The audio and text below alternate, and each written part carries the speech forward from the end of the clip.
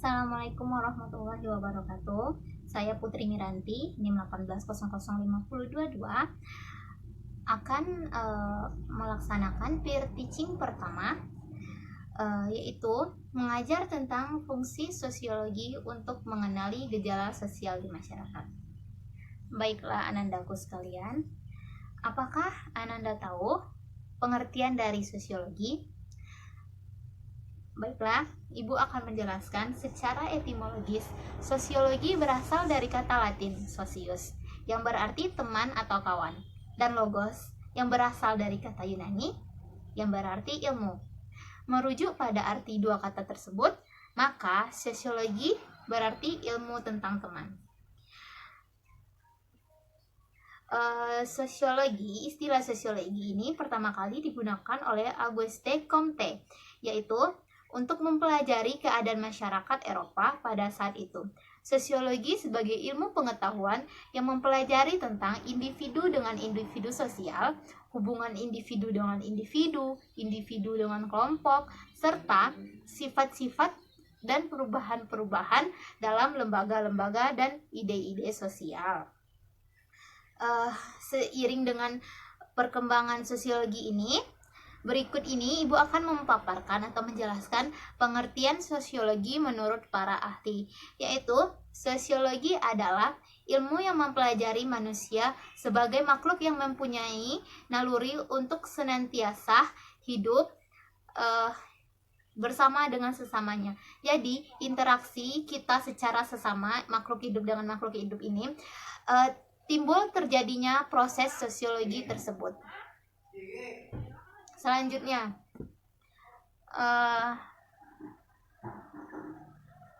sosiologi adalah ilmu yang mempelajari mengenai hubungan dan pengaruh timbal balik antara aneka macam gejala sosial. Misalnya antar gejala ekonomi dan agama, keluarga dan moral, hukum dan ekonomi, gerak masyarakat dan politik, dan sebagainya. Seperti yang kita rasakan pada saat ini, yaitu pilkada pilihan kepala daerah. Nah, kan sekarang tuh kan gerakan masyarakat dan politik, dan dari itu maka terjadilah sosiologi dari contoh yang Ibu jelaskan pilkada tadi.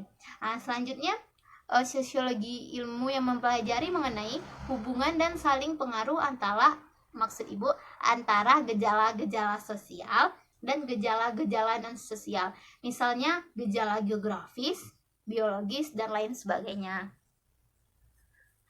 Ciri-ciri umum semua gejala sosial. Yang pertama, fungsi sosiologi. Yang pertama adalah fungsi sosiologi dalam pembangunan.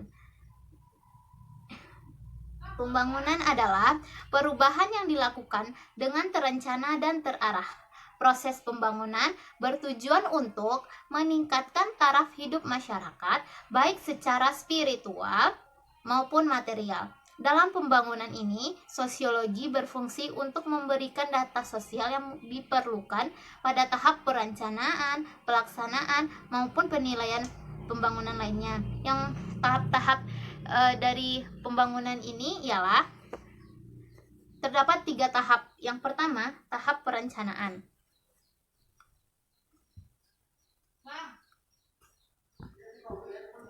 Tahap perencanaan yang pertama, untuk mengidentifikasi kebutuhan masyarakat sehingga memerlukan data-data relatif lengkap yang meliputi pola interaksi sosial, kelompok sosial, lembaga sosial, dan stratifikasi sosial. Seperti yang Ibu jelaskan dari awal tadi, bahwa pola interaksi yang kita lakukan merupakan salah satu fungsi dari pembangunan ini. Yang kedua, tahap pelaksanaan.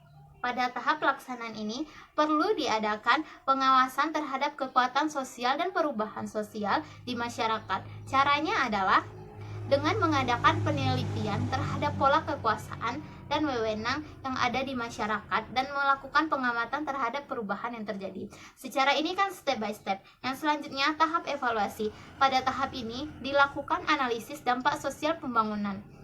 Keberhasilan dari tahap sebelumnya akan dilaksanakan pada tahap evaluasi ini.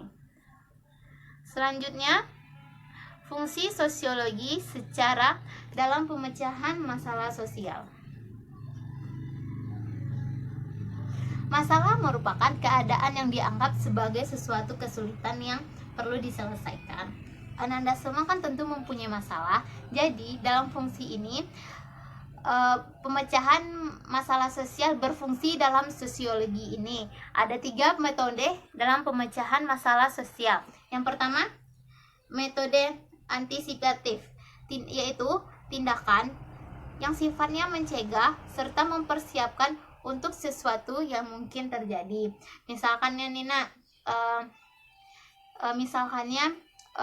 mau pergi berkendaraan, tentu antisipasi yang kita lakukan ini adalah memakai helm, membawa SIM, memakai alat pengaman lainnya. Nah, yang kedua, metode represif, yaitu tindakan agar membuat jerah pelaku pelanggaran. Yang sebelum melakukan represif tadi kan Ibu contohkan dalam mau pergi berkendara sosial. Seseorang yang tidak melakukan tahap antisipasif berarti dia telah melanggar aturan, maka dia harus dapat dari hukum, dari sanksi yang telah dilakukan. Contohnya, kalau berkendara tidak membawa SIM, maka dia akan ditilang oleh pihak yang berwajib. Selanjutnya, metode restitutif, yaitu tindakan yang berupa pemberian atau penghargaan reward kepada seseorang yang menaati aturan. Berarti seseorang yang telah menaati aturan, maka dia akan diberikan reward.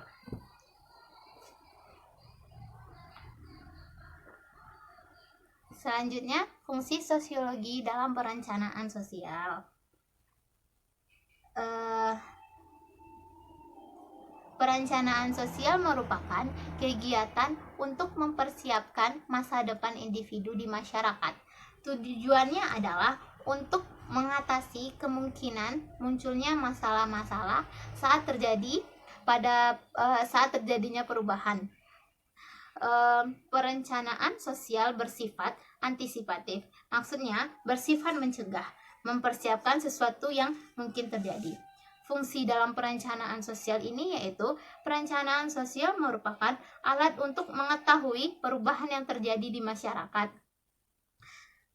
Yang kedua, perencanaan disusun atas dasar kenyataan yang faktual. Selanjutnya, perencanaan sosial digunakan untuk mengantisipasi berbagai masalah yang timbul di masyarakat. Selanjutnya, perencanaan sosial sebagai alat untuk mengetahui perkembangan masyarakat sehingga dapat menghimpun kekuatan sosial di masyarakat. Dan yang terakhir, sosiologi memahami perkembangan masyarakat baik desa maupun kota sehingga proses penyusunan perencanaan sosial dapat dilakukan.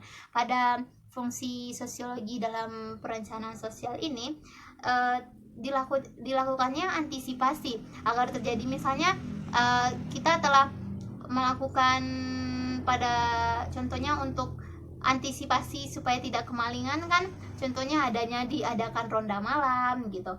Jadi pada tahap ini sosiologi berfungsi untuk seperti yang Ibu jelaskan tadi. Selanjutnya, fungsi sosiologi dalam penelitian. Penelitian merupakan suatu usaha untuk meningkatkan ilmu dalam sosiologi. Penelitian berguna untuk memberikan gambaran mengenai kehidupan di masyarakat. Kegiatan penelitian dalam sosiologi biasanya mengkaji berbagai gejala yang ada di masyarakat. Dalam penelitian akan diperoleh sesuatu rencana penyelesaian masalah sosial yang baik. Dari data yang dihasilkan dari penelitian sosiologi, pengambilan keputusan dapat menyusun rencana penyelesaian suatu masalah sosial, seperti cara untuk mencegah kenakalan remaja dan mengatasi masalah pengangguran maupun peningkatan rasa solidaritas warga yang semakin memudar.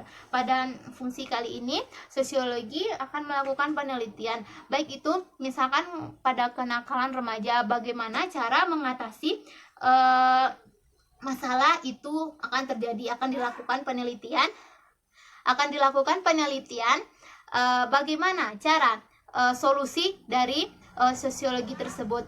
Dari penelitian tersebut akan menimbulkan solusi dan tahap-tahap apa yang akan dilakukan untuk pemecahan masalah tersebut. Fungsi sosiologi dalam penelitian sosial yang pertama, untuk mempertimbangkan berbagai gejala sosial yang timbul dalam kehidupan masyarakat. Yang kedua, untuk memahami pola tingkah laku manusia di masyarakat. Yang ketiga, untuk bersikap hati-hati dan selalu berpikir rasional. Selanjutnya, untuk dapat melihat perubahan tingkah laku anggota masyarakat. Selanjutnya, untuk dapat memahami simbol dan kode berbagai istilah yang menjadi objek penelitian. Di sini dapat Ibu contohkan untuk dapat melihat perubahan tingkah laku anggota masyarakat melalui penelitian tadi. Misalkan seseorang melakukan pencurian. Nah, setelah diteliti, maka solusi supaya seseorang ini tidak melakukan pencurian lagi, maka lapangan pekerjaannya itu harus ditingkatkan lagi, atau dia harus cari setelah dihukum nih kan, dia harus mencari lapangan pekerjaan yang sesuai dengan kebutuhannya.